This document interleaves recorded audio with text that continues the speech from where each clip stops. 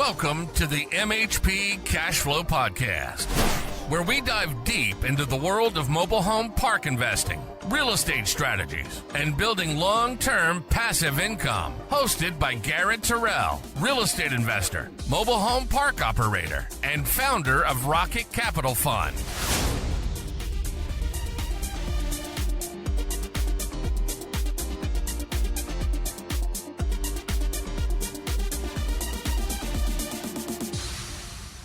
All right, everybody, welcome back to another episode of the MHP Cashflow Podcast. I got the man, the myth, the legend, Derek Vickers on the podcast today. So what's up, dude? Thanks for coming on.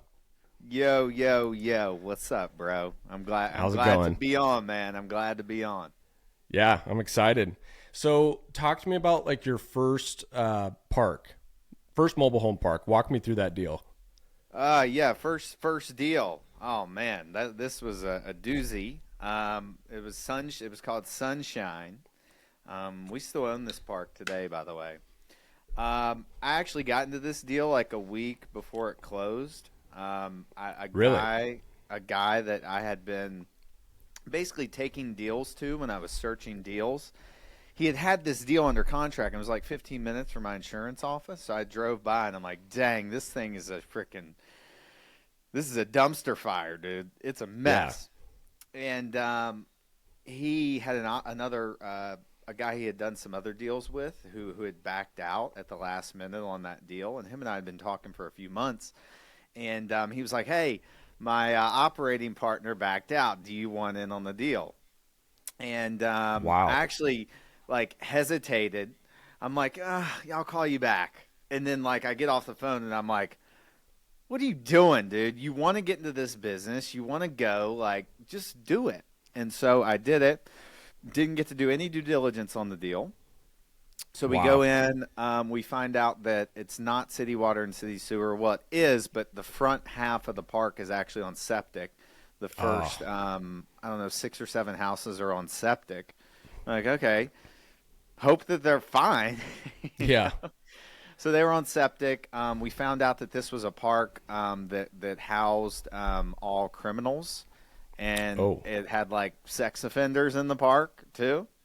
That's terrible. So it literally, everything that people tell you not to do was the kind of park that I had. That was the first deal. That was the first deal, dude. All the red flags. I went and fought, I went and fought the boss, at first, in the old Mario games. I forget what he was called, but I skipped the gradient, man. I didn't do an easy one first. I did a hard one. Wow. And how many units was that? So it was 30 pads, but there was 22 boxes there. And then 10 of those homes were vacant, and they were in anywhere from really, really crappy to okay. So it was a mess. Yeah. And they were park owned? Yeah, they were all park owned. I mean, no tenant owned homes.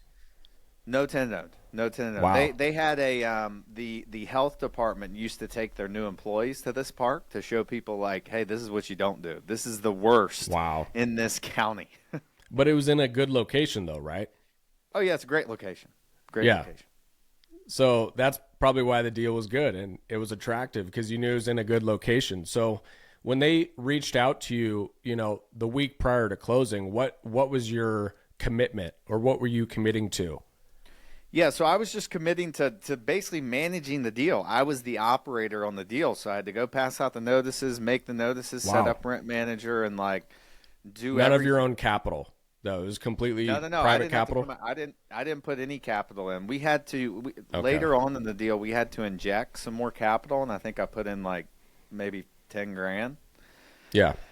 But it was just a sweat equity play for me. I was like, shit, I don't care. I'm 15 minutes from it. I'm already over here at the office. I'm in, dude. I wanted to get into the business, right? I didn't care. Yeah.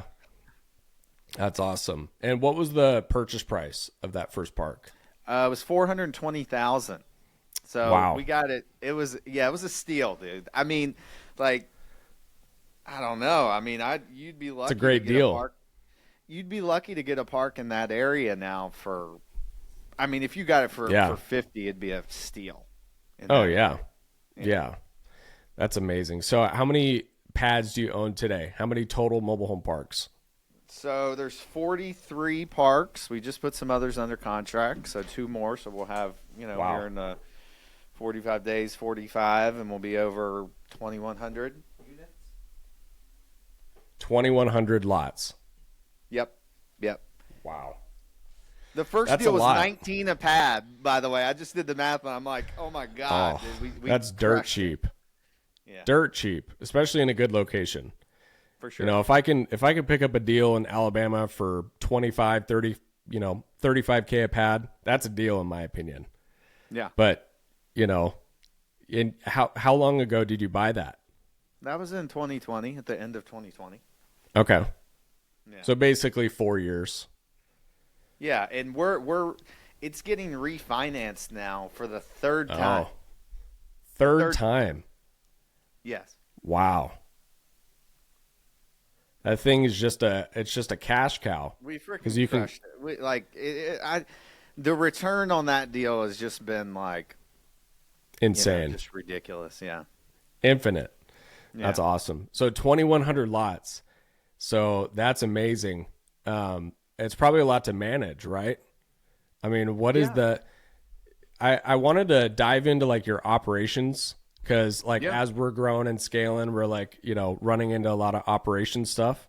Of so course. 2,100 lots, you got to have like a dialed system, I'm sure, right? Yeah, I mean, look, there's, people do it different ways, right? What we've done is like we buy parks in clusters. So like, Orlando, we have a cluster of parks in Orlando. Now we're building up a cluster in like Lakeland, that area, right? So we have regional managers that are over the cluster, right? And then we have like a back office that handles sort of day-to-day stuff, rent manager stuff if someone can't pay. We have a dedicated person to handle basically communications that come in, right? And just tenant stuff, right? And if it can't be handled via her, then she would pass it down to the on-site or regional manager to handle that. We have someone that helps with project management, which is if you're getting into this business and you're buying value add, it's a skill that you're probably not going to know unless you have prior experience in it, that these things can actually cause a lot of problems on projects. So we have someone that for sure, that manages projects and procures contractors. And that's good. We just have a really organized system. I mean, we use Slack and Asana for that. Asana. And, what is that? What? Asana. Yeah, it's just like a project management tool where you can, with tasks and stuff. Okay. Very cool. So I like the regional manager, game plan, and I like the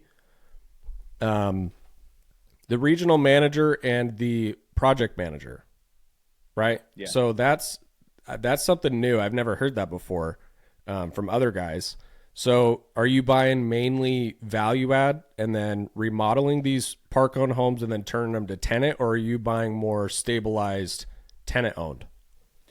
Yeah, so historically it's all been value add, and we're still doing a lot of value add deals, but we're looking at some more stabilized deals and combining them with the value add, because the stabilized stuff is a 5 cap. I mean, it's a 5 cap or a 5.5 cap, so it's not that exciting. In Tampa? Yeah, I mean, or less, or less. But it's like, you think that deal's expensive now? It's going to be real expensive in 5 years. Yeah. So like, my part of like justification and going after this stuff is, hey, if we raise money for a little portfolio, we have 2 value add deals and then a pristine deal that has a rent upside, then that might make sense. I mean, we can still give a great return on that. Plus, we own a freaking asset that we will be glad that we own in 5 years. Because I guarantee you, 100%. If I'm wild enough to come in and pay a 5 cap for that, I mean, I think someone else would come in and, presumably pay that as well.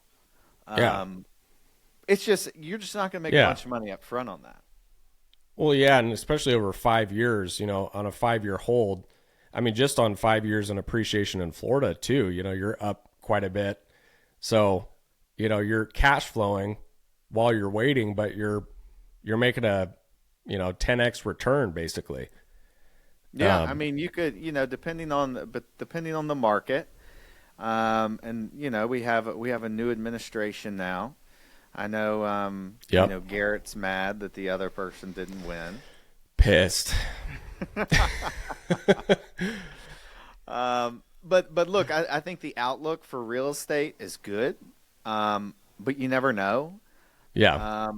So presumably we think, rates will be in a better environment in 5 years, but I don't know. They should be good.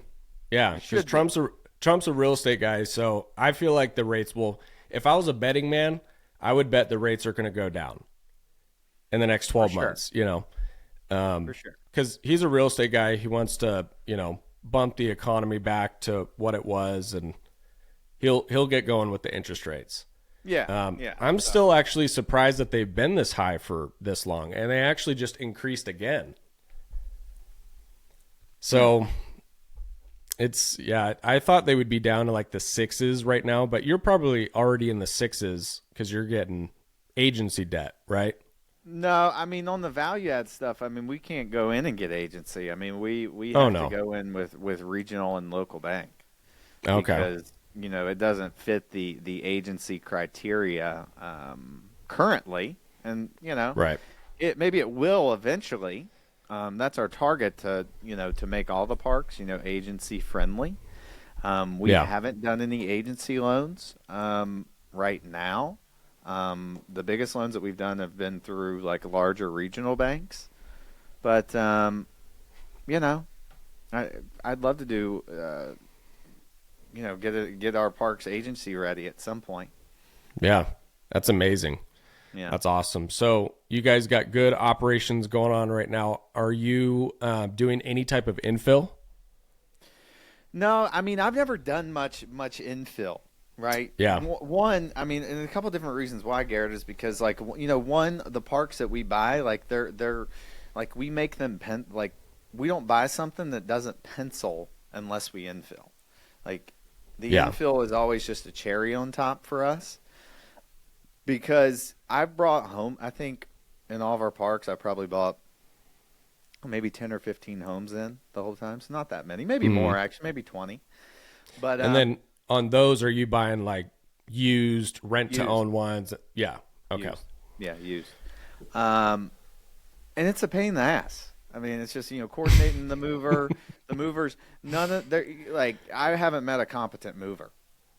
No. One that. Oh my God. I mean, just on the communication. I mean, you got 5 different people to that have to communicate to hook up a lot. There's just a lot going on. Yeah, I mean, you got to coordinate, the permitting with the city. You got to coordinate with the mover. I've had horror stories with movers I'll tell you about, but the electrical, you got to get permits for that. If there's an AC unit, like it's just it's a lot. People do it. There are operators that do it well, and they have a system down. But to me, like, we're buying stuff in value add, and like if we've got vacant park owned homes to sell or rehab and bring people in, like that is more important in the sequence order than filling up a vacant unit, because it's just hard. And we buy affordable housing. Like, we don't have these pristine 55 and over communities, so we're not going to buy a new home typically to bring in to the park. We usually just buy used. And so, dealing with these movers, we had a mover one time that was moving a home in St. Pete, and he couldn't pull it in the lot because the power line was lower, and he didn't want it to hit his truck, rightfully so. So he just leaves the home in the middle of the frickin' road. And this mover Oh, no. called him and called him and called him and called him. So like the park is a loop, and when you went around the back, nobody could get out. You had to drive off into the grass to get out of the park. So wow. And it's sat there for like a couple of weeks, maybe a month actually. Oh, that's we had terrible. A mover hit a house when he was putting a house in. We had a mover leave a house on another guy's property because he was going to come back and do it or whatever, but caused a big ordeal. But yeah, it's just, I had one good mover in the beginning in that first park, Sunshine. We actually brought in 2 homes there. Mm-hmm. And God rest this guy. God rest his soul. He passed away. He was a great mover. He was cheap. He knew what he was doing. He got the job done, and he did it right. Then he was gone, and then there's just knuckleheads. Yeah. Gosh, that's bad. Yeah, infill doesn't sound fun. I think exactly like you. Like you have to make it pencil with what's there already. Like as is, what's your pro forma on that? Yeah. I don't even take into account, infilling new homes or infilling a used home, because that's just another dump of capital, which either has to be paid by the rents or it has to be paid by owner disbursements. So it's look, depending on what kind of park you're buying, like I hear people say that like, hey, we're going to fund the CapEx with cash flow. No, you're not. If you're buying a value-added park, because there's going to be stuff that comes up. Like, you better not plan to do your improvements with cash flow. Like, it's just not – you're not going to do it. Yeah. I'm going to go ahead and tell you right now. Yeah, you're not going to get enough. No. Yeah, we don't do, like, giant value adds, but a couple of our communities a couple of the recent ones we just bought, we've increased the NOI $1,400-1,500 a month on 2 of them. In the first 30 days. So it's like, we're not looking to, spend, $250,000 and put in 10, 20 homes. Like I'd rather just, make smaller, better parks, more profitable, Yeah. So, look, like in the locations we're at in Florida, like, and I think it makes more sense for us to do it in the places we're at in Florida than most places in other areas, because we put on a home, it's $100,000 a lot. Like, it's just what it is. Wow. Right? 90 or 100,000 a lot. So if I can get a home for $30,000 and installed, that probably makes sense, right? And we're actually especially in your market. Yeah, we've got a couple lots that we're actually looking to fill right now. But again, it's just a pain in finding a home, and like it's not easy. Yeah. And maybe you infill a couple, right around when you sell it, just to get that multiple on the, on the cost per the unit versus lot rent in your market, or pad value in your market. Yeah. But yeah, dumping that CapEx at the start of the deal and holding that CapEx there for 5 years, that's just risky, in my opinion. Yeah, for sure. We've tried to work with, there's like Lonnie dealers that'll bring homes in if you pay for the move, but then they run into the same problem. So sometimes if they can't procure homes, and it's not easy. So yes, it's a great solution if it works, but they run into the same problems. Right? Yeah. And, they're knuckleheads too. And they got to communicate with their knuckleheads, and it's, you got to manage a whole group of people for that. For sure. I've explored options with that, and I'd love to get good at infill, because, we probably have, I don't know, quite a bit of value that we could pull in via infill that. For sure. I almost feel like that you need to have like a project manager that just does that. Like, hey, we have these 50 lots we need to get filled. Your job is to find homes. Go vet them, go look at them, take pictures, set them up and move them in, and you get, maybe that's the idea. Maybe that's the next step that I create, where it's like, hey, this person, this is what you're going to come in and do. I don't know. I don't Yeah. know. Yeah. That does not sound fun. I mean, I'm sure it's profitable, but I'm sure it's not fun either. No. You know, No. that's awesome. Yeah. Yeah. I mean, we got a kind of a light value add right now. We just closed on it a couple weeks ago. It's a 31 lot in Birmingham, and there's 27 park-owned homes that are there. Okay. Well, really, 18 of them are on RTO, but there's like the remaining amount is a mixture of park-owns and vacants. Okay. So we have, and they're all like late 90s, early 2000s mobiles. They're all like 1,300 square feet, 3.2s. So it's a pretty clean little setup, which I like, and we got it for a good price. But 8 of the trailers, 7 or 8 of them are vacant right now. We have one that's vacant, that's completely remodeled, ready to go, ready to sell, that we're listing right now. So it's, I mean, 20, 30% of the park is vacant. So that's, I guess you could qualify that as a value add. Absolutely, that's a value add. Yeah. Absolutely. How much did you pay for that?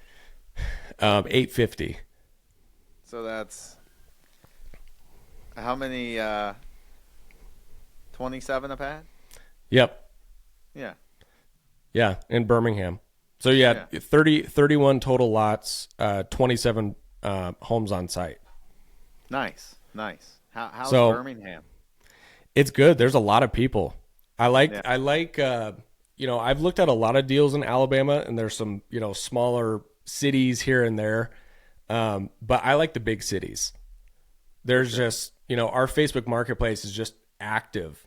I get like 4 or 5 people a day reaching out, saying what units do you have that are vacant?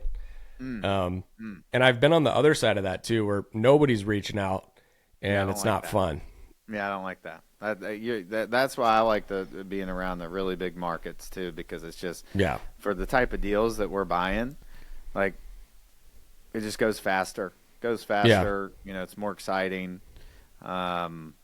It makes me feel good when the team lets me know that Facebook Marketplace is getting 20 messages a day or 30 messages a day. Oh yeah. I mean, That's a lot. back in 2021 and 2022, like we were selling homes in DeLand, which is it's from the north end of Orlando. It's like 25 minutes. So it's not Orlando, but someone that lives in DeLand could work in Orlando for sure, or Sanford. We were getting like 50 messages a day. Wow. I had like That's a 300 lot. messages within a few days on Facebook Marketplace. This is just selling park-owned homes. That is insane. Recently, actually, the market has, I don't know what's going on. It's been slower. I have a buddy who wholesales mobile homes, and he's like, yeah, the market's been a little bit slower, and we're selling some homes now at a park in Orlando. And it's just, and this is in Orlando. Like this is, you're I don't know, 7 minutes from Whole Foods. Like it's a great area. Great location. Yeah, and I don't know, just it's a little slower. It's a little stagnant right now. Yeah, it's a little stagnant. So. But yeah, I mean, so obviously you've done really well with Facebook Marketplace. I want to talk about that a little bit. So what's like your system and process for Facebook Marketplace? I mean, are you manually just responding to these people and sending them a link, or like how are you doing that? Yeah, so we have a team like that does that. Like we have people on our team that does that. I mean, like the shitty part about Facebook Marketplace is that if I post it, I'm gonna get reaches out the wazoo. Right. But if someone in another area posts it, they're not in house. They work somewhere else. They're not in the office. They tend to get less responses, right? And I don't know if it's the algorithm or whatnot. Like, it's just weird. I haven't figured it out yet, but yeah. So like right now, like I'll give you an example of what we're doing right now. We're boosting stuff on Facebook Marketplace. Our team answers those messages. They know exactly what to say for whatever response comes in. most of the answers you're going to get are going to be about stuff that you put in the ad. So just make the ad really simple, because the people don't read the ad. Well, Yeah. you can put all the information in the ad, but the people are lazy. They don't read it. They still don't read it. Yeah. They still don't read it. Like, you can put lot rent $700 in the title, and the first question people ask you what the lot rent is. So it's in the title. Team, yeah. Yeah. So our team answers those messages, and then like in the park now that we're selling homes, we have locks on the doors. So if the manager that's there can't be there, they go in and we give them a code and they let themselves in. Contractor lock boxes. Yeah. Nice. So it's not That's ideal. a good system. I mean, the best way to sell is having someone there that enjoys the community. They love the community. They want to see the community do better. It'll just be easier for them to sell. But if you have a manager like the one we have, she's like mad because we've taken some of her responsibilities away. I think she might be sabotaging a little bit. But this is what you deal with in this business, by the way. Yeah. This is what you deal with in this business. So, I think you need to, like, if you want to sell them fast, having someone there to really like, hey, we're coming in, we're new owners, we're going to pave the roads, we're going to do all this shit in the park, like it's going to be a nice place to live. It works better than doing it remotely, but it can work remotely. Yeah. It That's just awesome. depends, but it's definitely there's definitely. We tried all the other websites too. Craigslist. I mean, the cohort that comes through on Craigslist is like, Oh yeah. And so, in your opinion, Facebook Marketplace is the best place to sell homes? it's definitely the best. Now, in other markets where we've got a park that's in a renter's market that we've actually advertised on Zillow, some of the homes. And it's worked better there. We've gotten a higher quality tenant than Facebook Marketplace. But I think that's rare. Like, the homes are a little nicer in that park. They're like 2,000s and up. But, it's, this is an interesting part of the business. If you're running a business model like that where you got to sell park-owned homes, I mean, you want to make sure you have that together, because if I know in the beginning I was answering all the messages. And even like we run. So you use your personal account, and you have your. We've got a separate account for home sales. So Facebook it's like account. Is it like a branded company account, or is it like a assistant alias? So we do. So my buddy that wholesales mobile homes, he knows how to so he helped us set up the system where we have, staff. They're going into different mobile home groups in Florida for different areas that we're in, and they're posting the homes in the area. We're also posting on Facebook Marketplace and boosting the posts. And what was the other thing that I was going to say here? Boosting the posts. What was I getting at before I got into that? Local Facebook groups, posting on Facebook Marketplace. And then we're running actual Facebook ads on them, which are not doing well, by the way. It's not working. Really? So we're going to stop that. Yeah. I feel like Boost is better than regular Facebook ads. 100%. 100%. I think it is. Yeah. Oh, I know what I was going to say. I was answering all the messages in the beginning. It's a lot. It's a lot. And, you schedule, half the people don't show, and it's we were leasing up apartments in Leesburg, and someone stole the comforter off the bed. Wow. So that's, for your team members, they're on your group and they're responding to that. So you're not responding to the questions anymore.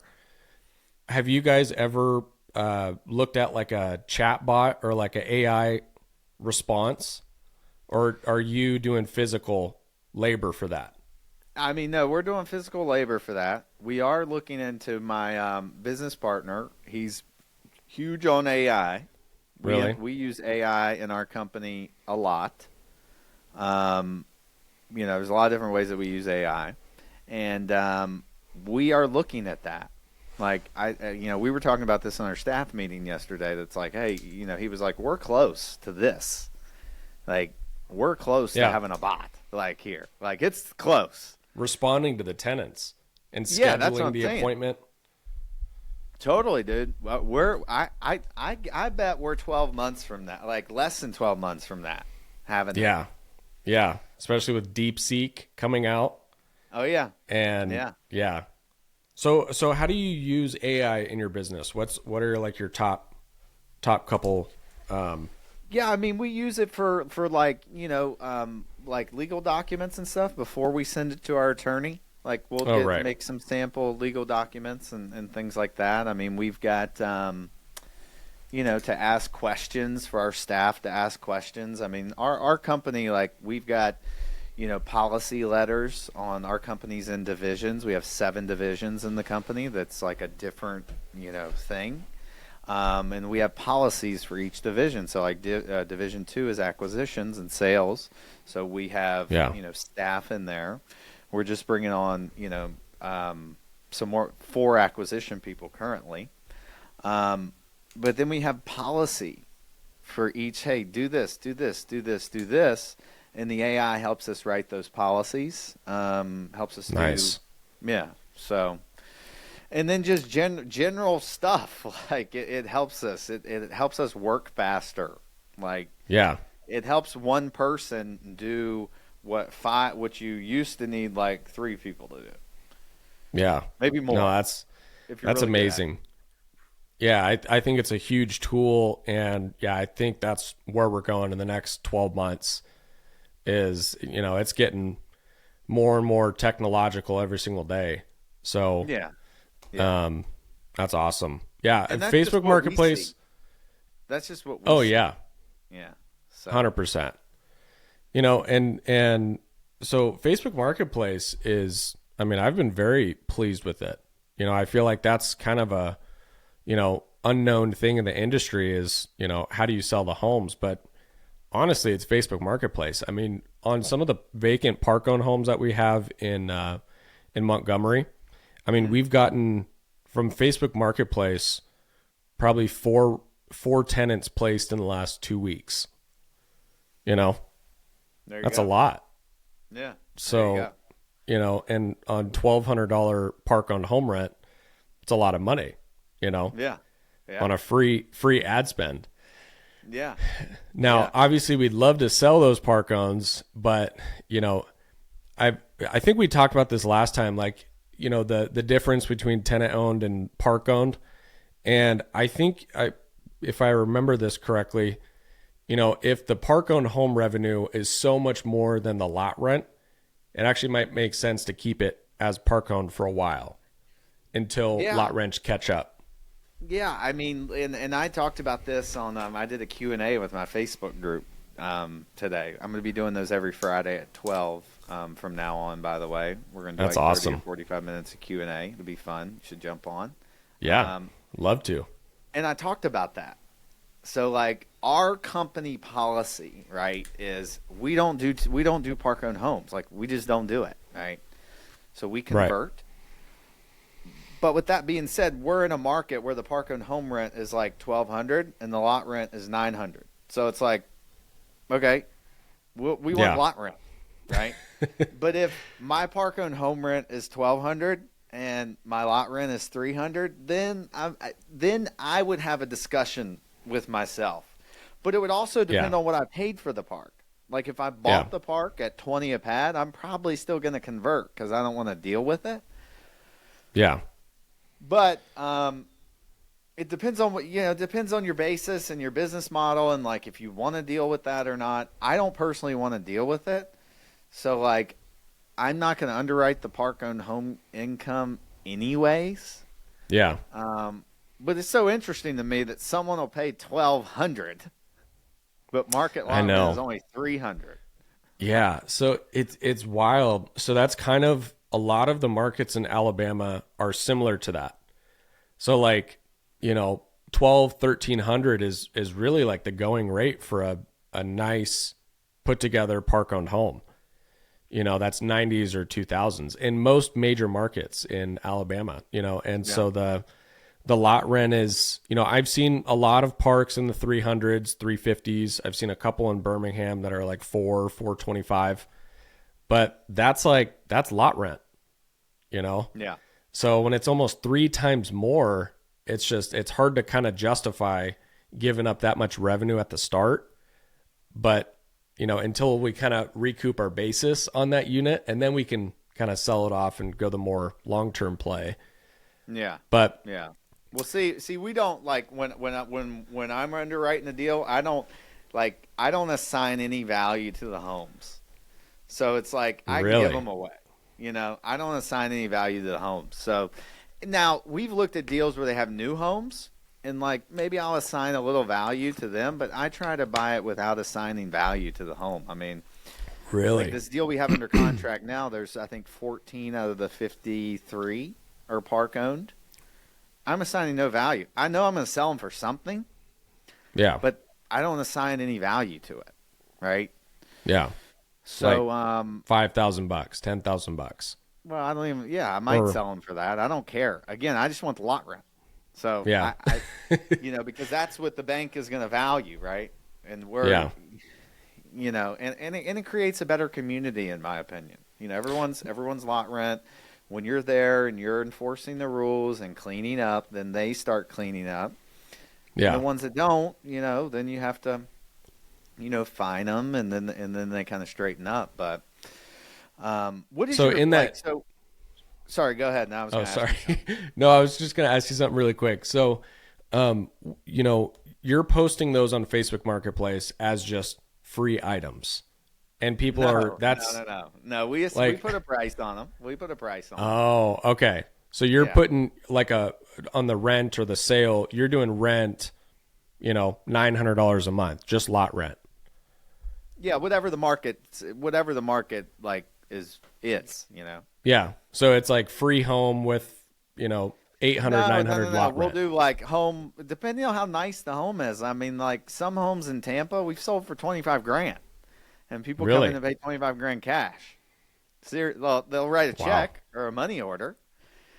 Some of this was back during, they had a bunch of COVID money at that point. So we haven't seen that as much now.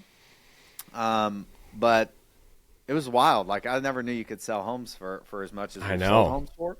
But we'll sell a home like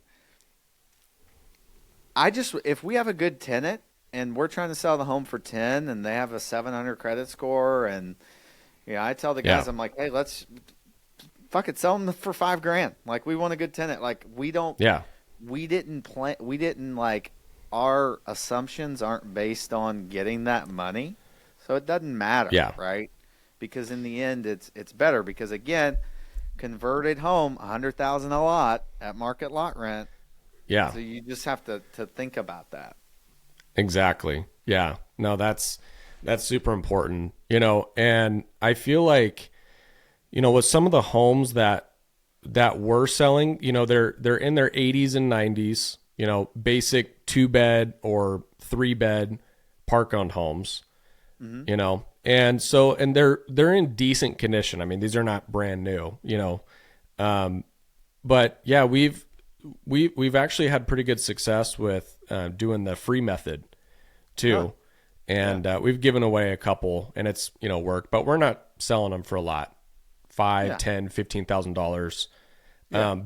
But I like how you're only looking at the lot rent for each, because if it can if it can service the debt just in the lot rent, you're golden.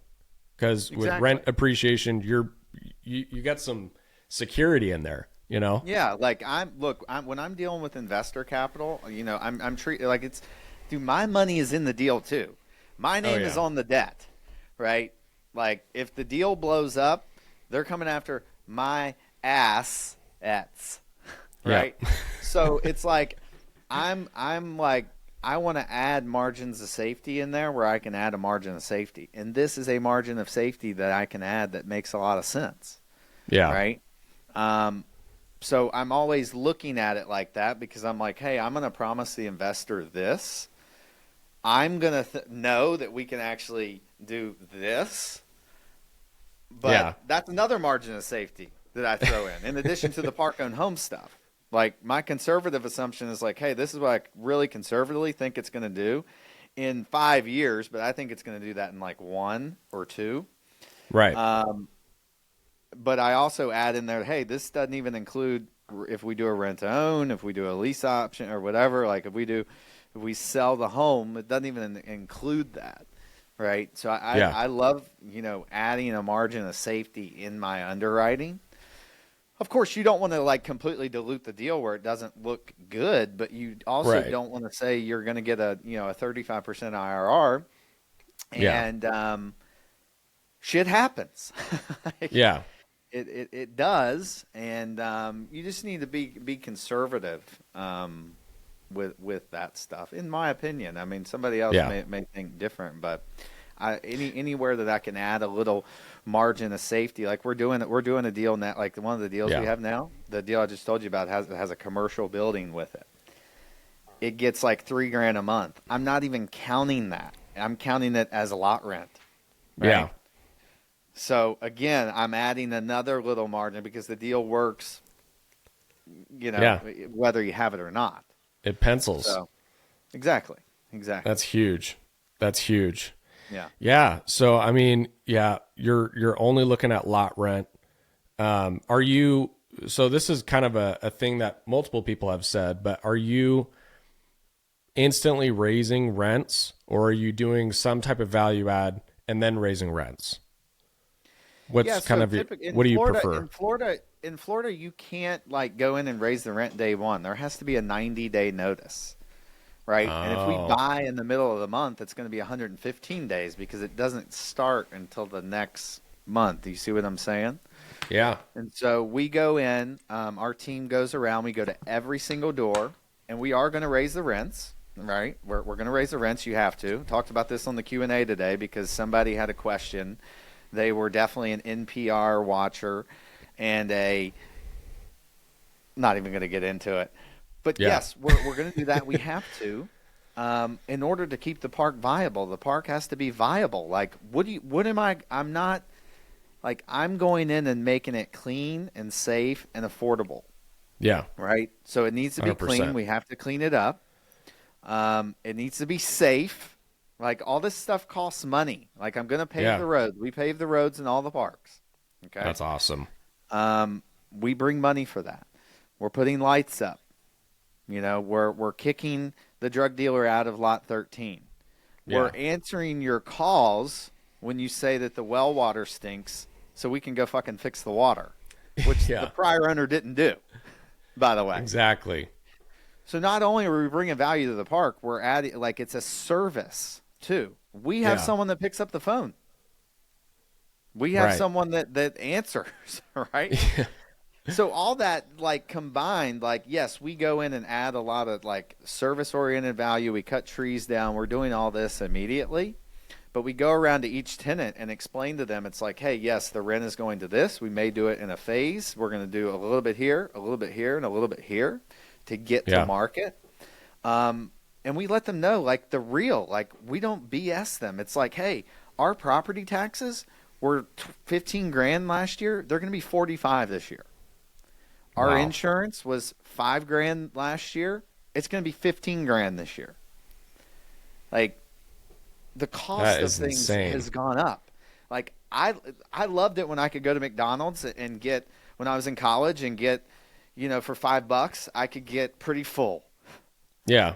Now I don't know how much it is now. Like, how much is it now if you go and get something at McDonald's? $20. Yeah, exactly. Per order. Exactly. Yeah. So that's crazy. Yeah. So, I mean, that's, what is your, when you're looking at a market, what exactly are you looking for? Are you looking for population? Yeah, I'm looking for population. One thing I look for, and this is just funny, dude, like, I look for Louis Vuitton. If there's a Louis Vuitton, I think I told you that. If there's a Louis Vuitton in the market, like, I want to be within 45 minutes of that market, right? Wow. That's a hot market, So look, not all the markets are going to be like that. We're looking at some stuff in a smaller market now that, we're looking to expand. So maybe it's and like high end stores, like Nordstrom. Like, is there a place like that, within 45 minutes of it that has like high end stores like that? Because that sort of growth and activity is going to, like pulse out to these other areas around it. Like, I'm not looking at that to like, oh, well, I'm just saying, like, dude, they're not going to put like a high end store in a place that's got no traffic, no growth, no nothing. I mean, they're just not going to do it, right? Too risky. Yeah, it's just too risky. Yeah. And, I look for that, and I look for population. I look for high home prices, high rents, high apartment rents. And people, you've heard me on my podcast before, I don't really like rural markets. For various reasons. That's what I was going to ask you about. So I feel like what I'm looking at every single day is this a good place? Is this a good market? I'm like, okay, this is a random city. I'm deciding whether it's a yes or a no. Do you just mainly focus on the big MSAs, or do you look at any smaller markets? Like I said, we're looking at a smaller market now, but it's smaller. Like, it's not like, so it's really, still like really a million. tiny. Well, it's not over a million, but it's within 45 minutes of a couple cities that have a lot of people. Okay. I learned like, business and real estate from a guy that was in like, he did private equity, and he's, he just always, thought that's like, hey, the big markets, I mean, there is a barrier to entry for sure. So not everybody can buy in these markets, which is good. I like that. Yeah. If you screw up, your being in a great market can save you. Yeah. But that's not, I mean, look, people buy in rural markets, and you can get 10 or 12% cash flow day one. And like, that might be your play, right? And then you have to sell at a 10 cap, you have to sell it at a 10 cap or a 9 cap. You could probably refi it for an 8 cap or an 8.5 cap. I don't know. And so maybe if that's your business model, like if I find a 300 unit park in the middle of nowhere, I'm like, man, we might consider taking that because it's a large park and there's just not that many of them available. Yeah. So although I look at the big markets, none of this is absolute. I don't believe in absolutes. I mean, like, there could be a reason for me buying something that is actually outside of my buying criteria. You know what I'm saying? Yeah. Like, we got sent a deal. It was a super nice deal outside of Orlando. Like, it's nice. And it was like it's a 5 cap, right? Yeah. But we talked about this earlier. Like, it's going to be, insanely worth more in 5 years. Hey, let's just throw it in, right? Or we may need some more depreciation. Like, I don't know what the case is, but there could be a case to buy something outside of the box for some reason. But most of the time I'm staying in the box, if that makes sense. But you're buying big boy deals too. I mean, you're buying 100+ unit deals, right? No, I mean, look, we buy between 50 and 100. Like the one we have 50 now and is 100. 53. So you like 50 as the starting point. Yeah, but we've bought even 30 unit deals that are close to what we have. That was a great deal. So, but the more we've got a couple deals over 100, but most of the stuff we're finding is between 50 and 100. Yeah. I like that. I like that size. I mean, it might take us a little bit to get up to 100, but because we've purchased a 34, a 33, and then a 31 lot, this last one. And the 34 is a 14 and a 20 that are probably 5 minutes from each other. But those are good sizes. Dude, we just bought a 30 unit deal. Like, yeah, I feel like you can really make a good amount with the 20 to 40 unit deals too. Yeah, you can. Even smaller. Yeah, you can. Now, the problem that you run into, and we have some smaller deals. We bought some smaller deals. The problem that you run into is your expenses on the smaller deals. Because it's the same cost for the well guy to come in on the 20 unit deal as it is on the 80 unit deal. It's the same cost for, your accounting allocation is going to be the same for a 15-unit deal as it is for an 80-unit deal. So, but the percentage of the expenses and the percentage of your GI is it's more, right? Yeah. So the dollar, like, I don't know what you would call that, but like the dollar in that is like actually is more, the $300 cost is actually weighted heavier in the small deal. So that's the only downside, I would say. But like this 30-unit deal that we bought, I mean, it's in the middle of Orlando. We bought it for $57,000 a pad. I know you guys in Alabama will be like, "Dang, dude, I'm not paying $57,000 a pad." But in Orlando, trust me, that's the equivalent cheap. of you paying $20,000. Yeah. Right.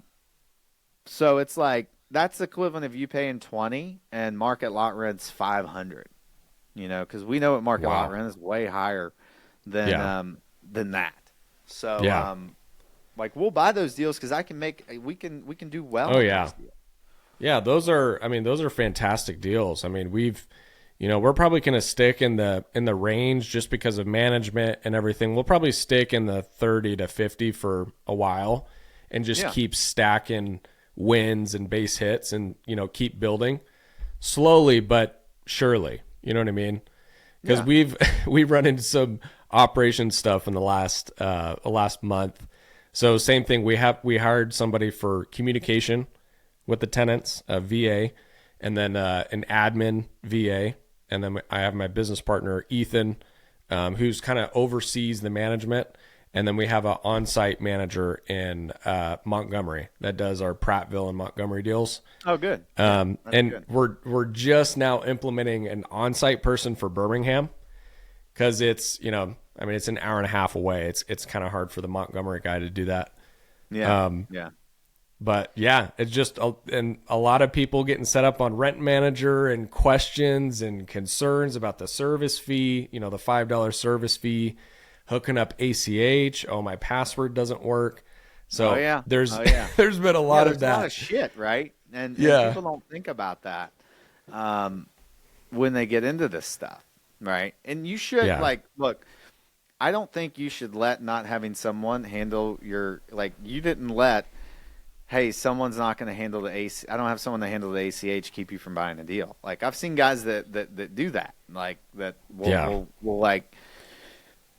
make sure that like, man, how am I going to handle the how is the plumbing process going to be on this deal? Like, dude, you don't need to worry about that. You just need to get you a deal. Like, yes, you do need to worry about it. It's important.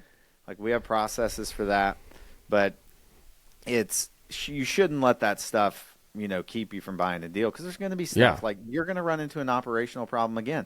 We're going to run into an operational problem again. As we've ran into some operational stuff here recently. It's just the nature of the beast. And, it is. And, but the thing about it is every time we do is we get better. We get better at handling whatever that we're handling, right? Like, as an executive in the company, we're constantly looking, me personally, is like, where's the bottleneck? Like, the bottleneck for me recently is like, in PR and marketing, which is our Division 6, it's like I was the bottleneck for everything. So, like, we fixed that. Yeah. And, in sales and acquisitions, I was the bottleneck for everything. So we're fixing that, right?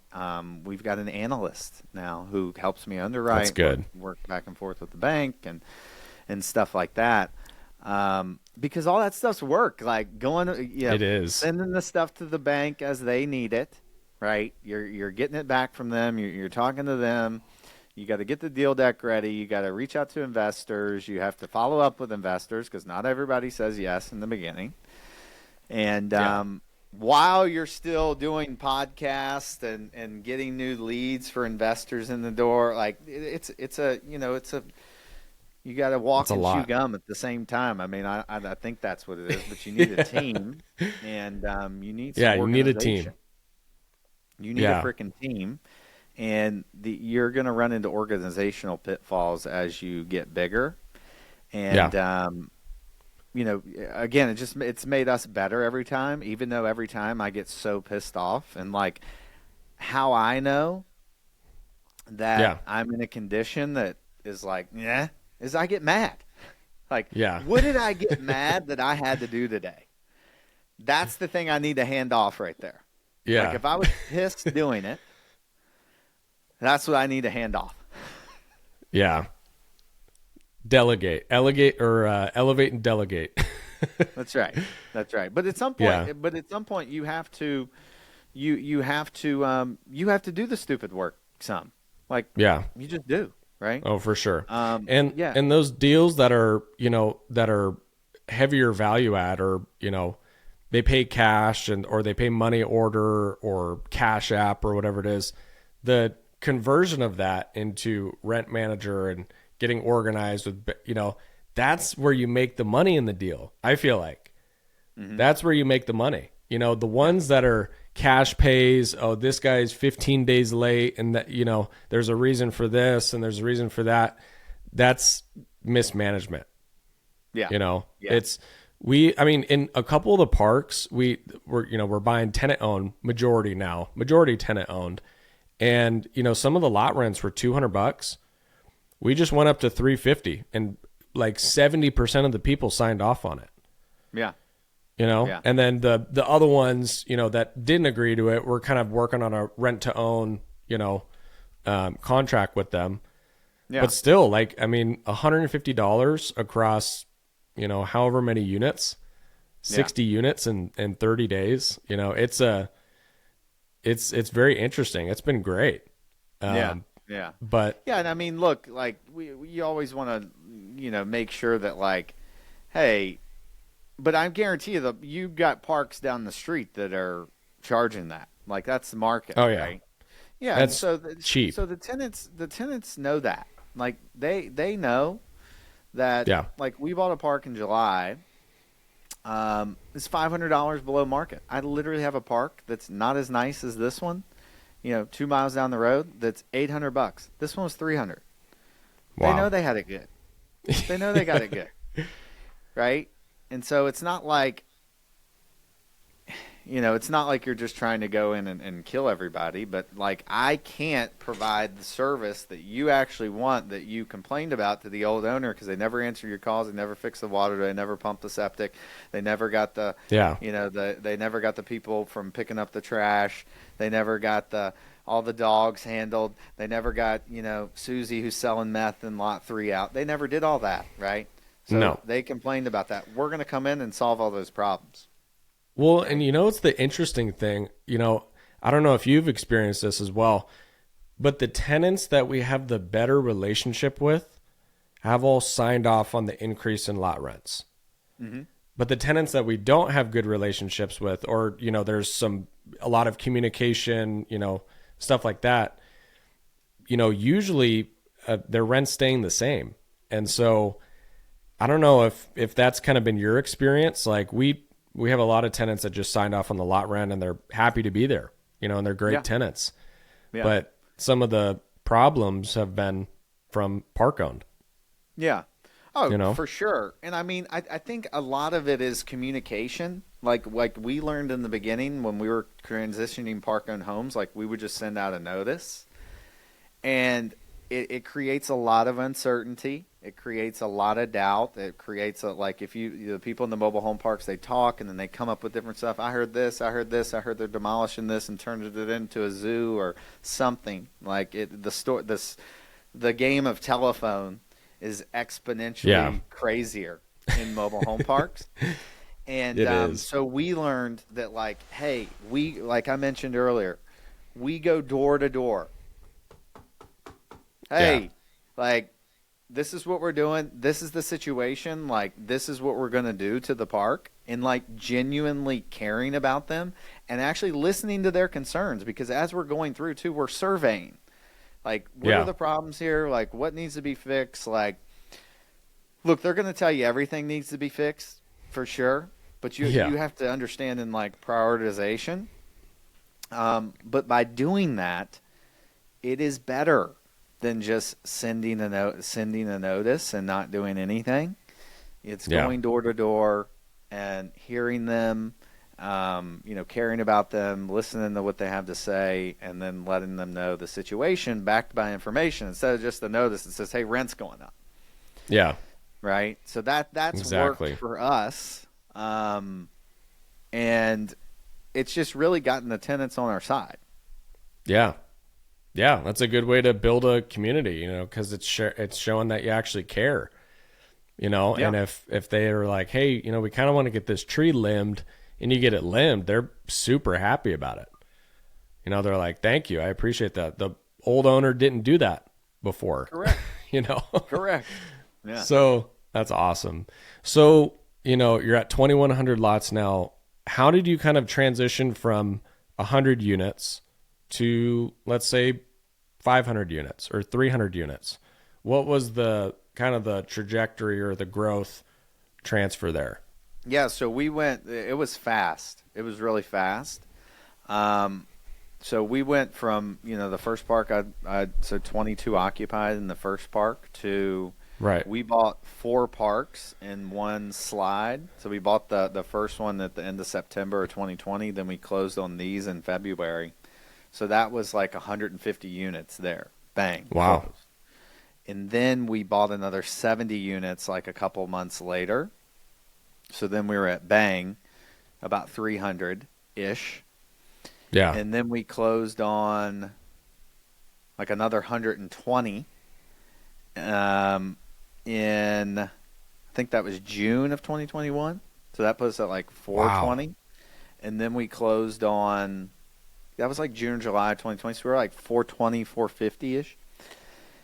And then, wow. Then it was August of 2021. We bought, it was St. Pete, Rusk. Yeah, so we bought like 450 lots in one slick. Boom, go. So we went from like 450 to like 900 to 1,000. Then everything started to break. That's when everything started to break. Because you probably, you probably had to hire a ton of people. Yeah, we didn't have it set up correctly before because we were just buying shit so fast. Yeah. And we had, it was going pretty well. It wasn't until we made that really the bigger acquisition that the thing started to break. So yeah. I think, if I looked back at it now, I'd be like, I would tell someone if you have the opportunity and the deals are there to buy them that fast, just do it. Yeah. And it will be painful, for sure. Yeah. But, if we hadn't have done that, we wouldn't have that. I wouldn't be a part of all that right now. So your first, your year sprint, you were just raising money, basically. Correct. Raising a bunch of money. That was your income producing activity, right? Correct. But the first year I was doing insurance too. Still. Yeah. Until August of 2021. And then it just, it didn't, I had a team that depended on me in insurance, and they, I just couldn't give them the effort, Yeah. that they needed. So it was I was like, yeah, I gotta get out of this. Yeah. I can't do this anymore. It didn't work. Which was my plan in the first place anyway. Yeah. Exactly. Yeah. So, but I would tell, if you're going from, 100 lots to 500 lots, just, start going through the pain now and putting in the systems now. Putting in the systems, how's evictions work? What's step 1, 2, 3, 4, 5, 6, 7, 8, 9, 10, 11, 12? Yeah. Right? And then so you can hand that off to somebody, Yeah. Yeah. We're at a total of 106 right now, 106 units, basically in 12 months, which is pretty cool. Yeah. No, four awesome, purchases, first 12 months. We're supposed to be closing on another one in about 2 weeks, seller finance deal. Nice. Another 17 units. So that'll bring us up to 125. Nice. Basically in 14 months, 13 months. Yeah. Well, when you were on my show, you had just gotten the first park. So I love that. Yeah. That's freaking awesome, man. Which, looking back, that, now I feel like I'm a little bit more mature in the MHP space, but looking back, my first deal was a risky deal. very risky deal. Yeah, but I told you that on the show. It worked out. It did work out for you, though. So. It was a giant flip. I mean, we bought it with, it was 33 units, right in downtown, right next to the Air Force Base. 33 units for 1.1. Yeah. Bought it with hard money, and basically like 10 months later got it refied, and it refied at 2.2, and I got a 58% LTV rate and term refi out of it. And so, that's a long hold for hard money. Yeah. Yeah. I mean, $1 million on, 12-14%. That's expensive every month. That's real expensive. And now my debt's like half that. So it panned out, but yeah, it was a risky deal. But I just wanted to do it myself, no private money on the first deal, and I kind of wanted to see if it was for real, and then I was like, damn, this community, this asset class is just amazing. Like, I don't want to buy any more single family flips, nothing. I just want to focus on mobile home parks. And and once that happened, now it's like, okay, let's buy the stabilized tenant owned, the majority RTO. I don't want to deal with any more park owned homes. It's a lot of maintenance. Right. But you pay for that, though. Yeah. You pay for that. Like, you end up paying for that. Yeah. Well, and the maintenance isn't crazy. It's not terrible. Every month, it's basically between like 3 and 6% of the rent roll. Yeah. In actual park on home maintenance. So it's fine. I mean, I've heard other people say it's 25% of the rent of the unit every month, and it's like, no, that's not how it works. At least in my experience. Because I mean, I can look back at 12 months of P&Ls and see the average, and I would say it's probably around 5. Yeah. Obviously with the tenant owned, there's, you're saving that 5% or so. But yeah, I mean, it's a lot to learn, and it's been a lot of fun. So what's kind of your next goals? I mean, you're at 2,100 lots. What are you looking at this next year in 2025? Yeah. So, we set we like to set, really just like sort of like targets that are like, kind of juicy and fast. So we're going to do another 30 million in acquisitions in the first 6 months. So by June 30th, wow. we're going to take that down, and that'll be that'll be another few hundred lots. So I'd like to get another 1,000 by the end of this year. I mean, it just depends on if our pipeline is like, thick enough to do that, right? That's a lot. Yeah, the June goal. We've got the pipeline to do that. We'll see. I mean, we're in. I mean, that's why we're bringing on more acquisitions people and things. But yeah, because you're going direct to seller, right? Yeah, direct to seller. We work with brokers too. I like working with brokers. It's fine with me. And wholesalers. We work wholesalers too.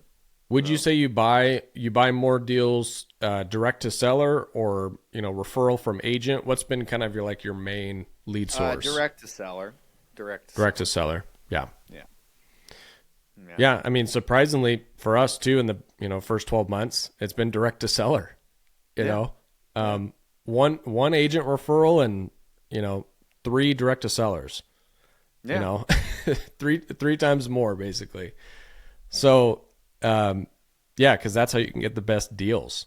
For sure.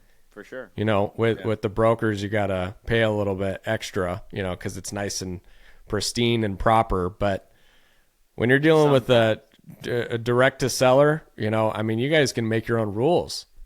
Yeah, that's right. I mean, when you're buying these things from a broker or whatever, I mean, it's still like the financials I got on this last deal. Like, I'm just like, guys, like, don't even try to act like you have good financials. I'd just rather you tell me you don't have anything, because this is terrible. Yeah. Right? And I'd rather just kind of go in and do it myself, which I'm going to do anyways.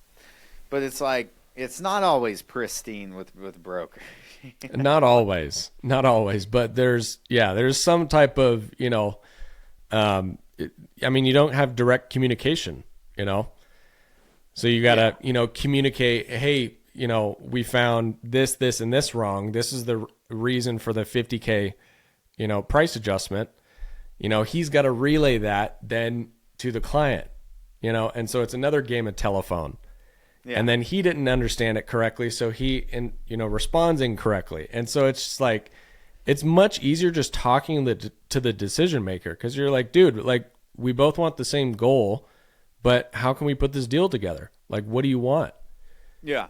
You know? I mean, I'm working on a deal right now. It's a seller financing deal, and we're just arguing over the interest rate. Yeah. And like, this guy thinks because he bought it in 1975 when Paul Volcker was the head of the Fed and rates were at 20%, that he should charge me 15% or 20%. I'm like, oh, I understand where you're coming from. I get it. Yeah. But we can't do that, right? Like, we can adjust. Yeah, I'll pay you a 15% interest rate, but we're going to go lower. Like, the price is going to be lower, right? Yeah. The park is worth what it's worth. Like, it is not. I don't know what to tell you. It's not worth the seller finance note that you can create. It's worth what somebody's willing to pay for it, Exactly. Especially outright or, cash if the deal permits itself.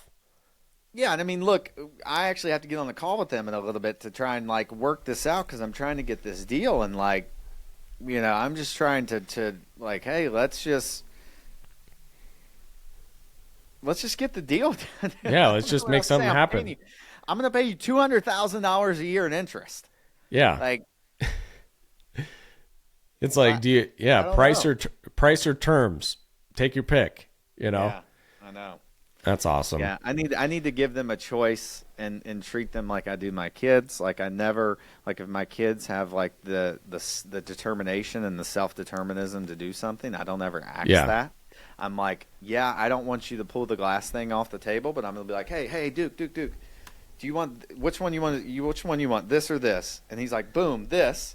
So he is still determined, and I'm like, no, and I'm not like, no, don't do that. Yeah. So maybe I need to do that with the sellers. Maybe. Like, we're gonna do this or this. Which one do you want to do? And he'll probably be like, neither. So yeah, give them options. That's hilarious. Well, dude, super impressive portfolio and operations and just overall knowledge in the industry. I mean, 43 parks. That's what you're up to right now? Yeah. Gosh, that's just a lot. That's a wealth of knowledge. Yeah.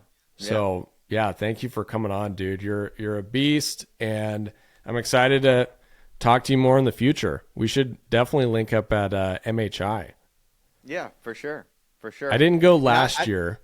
But I'm going to go this year. I didn't do any conference last year, dude. I was like working on some other stuff, and I didn't do any conference, but I'm going to do some conferences this year. I'll be at some 100%. conferences this year. That'll be awesome. I might be out in your neck of the woods at the end of this month, so I'll hit you up. Ooh, okay. Yeah. Very cool. Well, dude, thanks for coming on. I think everybody got a lot of value added today, and if you're new, reach out to Derek on Instagram or Facebook. He's got a great Facebook group, very active. And if you need to reach out to me, go to rocketcapital.fund and we'll have a conversation. So thank you for coming on. I appreciate it. Yeah, dude. And if you guys, if anybody wants to check out what we're doing at Victory Capital, you can just go to victorycapital.com. We have an ebook there. If you're looking at, we want to partner on a deal or something, let me know. We'll look at them. I'm looking at partnering with a couple people on deals right now if it makes sense. I'm not going to just partner on anything. So deals got to make sense. So just reach out to me. Would love to help in any way I can. Love it. Awesome, man. All right. That's it. Thank you, everyone. All right.